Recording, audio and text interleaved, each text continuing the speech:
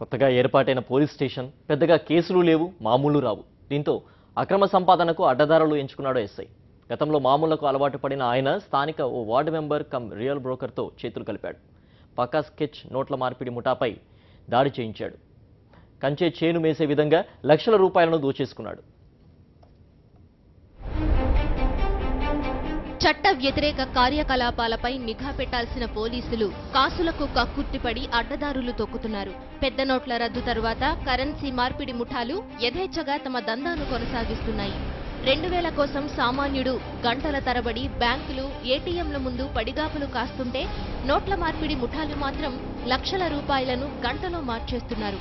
ఇటువంటి ముఠాతో చేతులు కలిపాడు మెదక్ జిల్లా మనోహరాబాద్ ఎస్ఐ ఆనంద్ గౌడ్.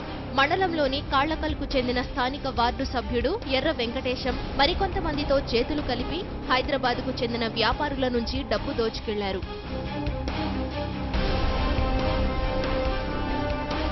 అయితే దోపిడీ ముఠాతో చేతులు కలిపి డబ్బులు దోచుకున్న కేసులో ఎస్ఐ ఆనంద్ గౌడ్కు రాచమర్యాదలు చేశారు పోలీసులు.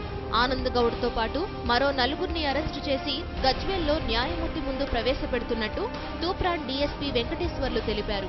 అయితే మీడియా ప్రతినిధులు తూప్రాన్ పోలీస్ స్టేషన్ నుంచి వెళ్లగానే ఎస్ఐ ఆనంద్ గౌడ్ను గజ్వేల్ కాకుండా నర్సాపూర్ పోలీస్ గెస్ట్ హౌస్ కు తీసుకెళ్లారు. స్టేషన్లో ఎస్ఐ ఆనంద్ గౌడ్తో కుటుంబ సభ్యులు విందు భోజనం చేశారు. విషయం తెలుసుకున్న మీడియా ప్రతినిధులు నర్సాపూర్ స్టేషన్ కు వెళితే కానిస్టేబుల్స్ తో బయటకు పంపించేశారు. స్టేషన్లో ఎవరూ లేరని దబాయించారు. వెంటనే ఆనంద్ గౌడ్ ను తూప్రాన్ సిఐ కారులో స్టేషన్ వెనుక నుంచి తీసుకెళ్లారు. మిగతా నిందితులను గజ్వేల్ తరలించి ఎస్ఐ ఆనంద్ గౌడ్ ను నర్సాపూర్ తీసుకురావడం ఏంటన్న ప్రశ్నకు పోలీసుల నుంచి సమాధానం లేదు. సీఎం కేసీఆర్ సొంత నియోజకవర్గంలో పోలీసుల ఆగడాలు పెరుగుతున్నాయన్న విమర్శలు వెల్లువెత్తుతున్నాయి. గతంలో ఇసుక మామూళ్ల దందాలో చాలా మంది పోలీసుల పేర్లు వెలుగులోకి వచ్చాయి.